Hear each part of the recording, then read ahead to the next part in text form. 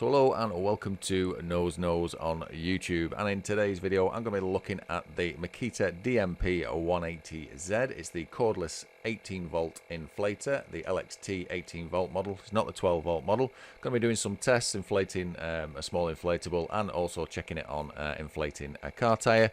So if that's something you are interested in, or if you're just looking at maybe purchasing one of these, then please do carry on watching this video.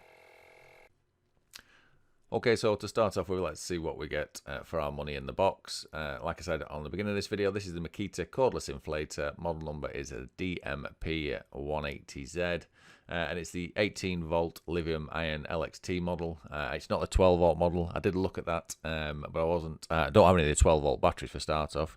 But I was after the Makita inflator, but there was some bad reviews coming back for the 12 volt model, so I thought I would give the 18 volt model a look at and see what you get for your money. So I'm going to be using it with the battery that you can see in the top left hand corner there, which is the 5 amp model, and I'll also show if it drains any of that once I've inflated a couple of things with it. So it's the 5 amp and it's the 18 volt Makita battery to go with this DMP 180Z.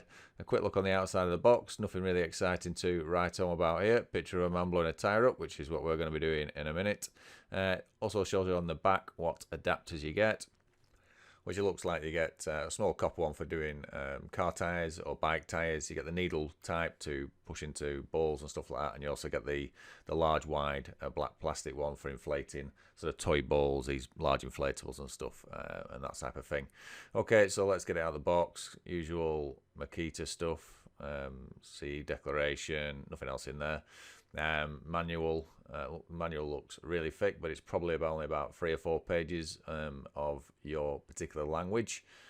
So yeah, absolute ridiculous why they keep doing stuff like this. Absolute waste. But let's just, for a matter of fact, just see how many pages are. Obviously I'm reading in English, so let's see. So 10 pages out of that book. Absolutely, I don't know why don't they just print it on the box or something like that? Crazy. Anyway, let's get that to one side. That's not what we're supposed to be looking at. Let's get this out of the bag and then see what the tyre inflator looks like. So just a protector there around the actual end of the tyre clamp. Not sure what that is actually. Never seen one of them before. No doubt I will find out in a minute.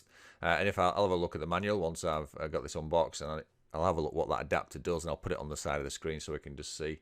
I've never seen one like that small clamp, so I'm unsure what it does, to be honest.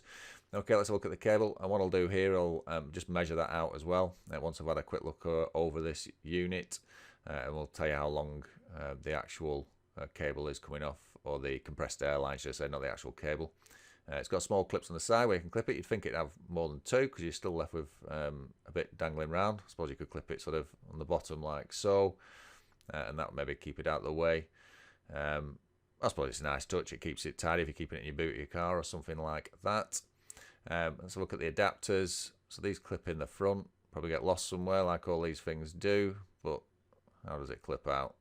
So I don't want to break the needle first thing. Yeah, so that's the needle one. And it folds inside this sort of brass fitting as well. That looks just like a small adapter of some sort. But anyway, let's put it back in like so.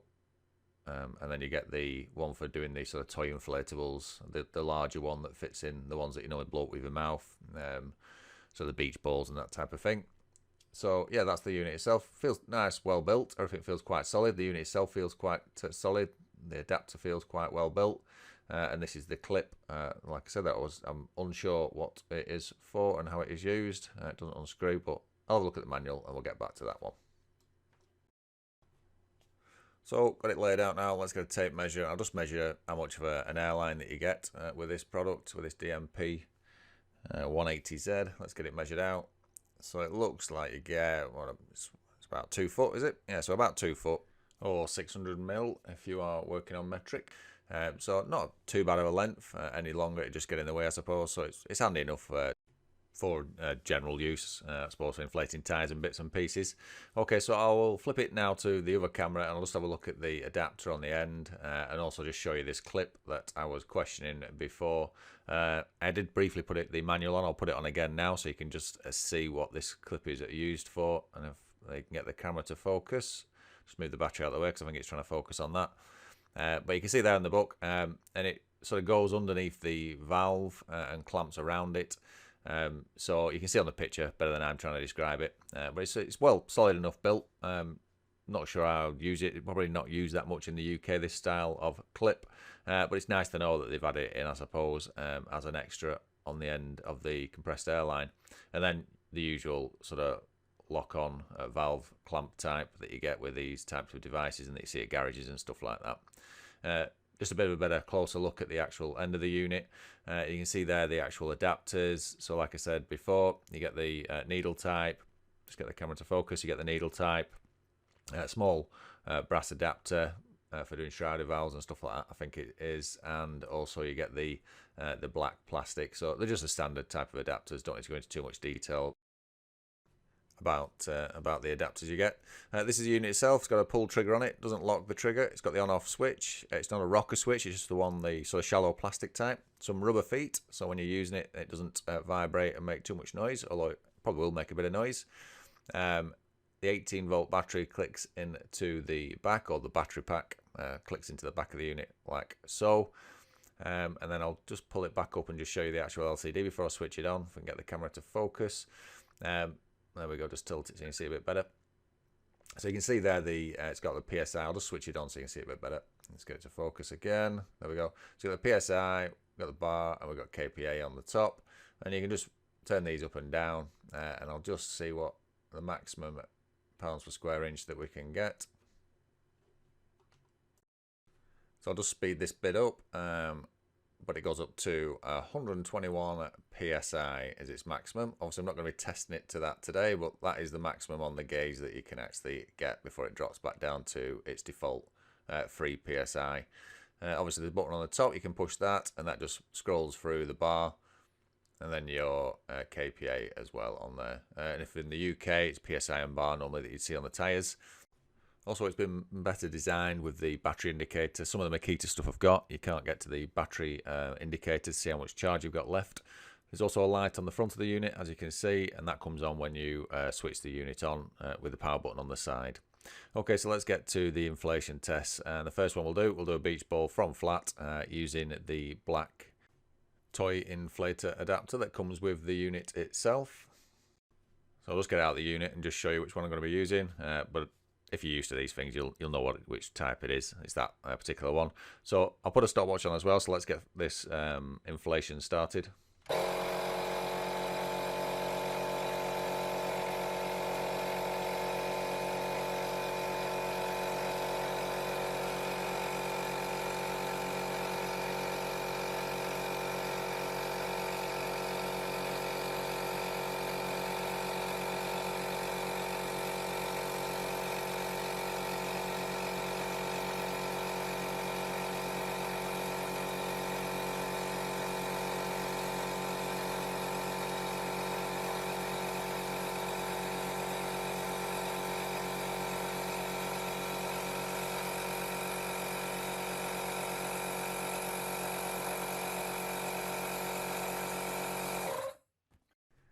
So there you go. So it looks like about 48 seconds or just a bit under to inflate a small toy ball. So we'll do the car tyre now, and I will speed this up because it's going to take longer obviously to inflate. You don't want to be sat here watching a stopwatch. So I'll get it connected up, and then we'll get the timer and the test run for a car tyre. So I've let some pressure out of the tyre. I think I've let it down to about 10 or 12 PSI. But you can see it's not connected at the moment, so it's reading at 0 PSI. And when I connect it, you'll be able to see what pressure is in the tyre. So let's put the camera down, and then let's just get the valve connected. Standard push and lock on this connector. And then let's have a look, see what PSI we've got. So it's at 12. I thought I'd go down to 10, but it's at 12 PSI. And it's on a large SUV tyre. So we'll get the clock, the stopwatch ready to go. And then once we're ready, we'll pull the trigger. Oh, before I do that, I just need to set the actual PSI on here. So let's just ramp this up. And I'm going to put it to, I think, about 28 for this to be fine. So once it reaches the 28 PSI, it should cut off. Obviously, I've got to keep my hand on the trigger anyway. So I'm going to speed this section up so we can get through it quicker. So going from 12 psi to 28 psi on this particular tyre, and like I said earlier, this is now going to be speeded up, but I think when I filmed this, I think it took it about 3 minutes or just over 3 minutes to reach the 28 psi.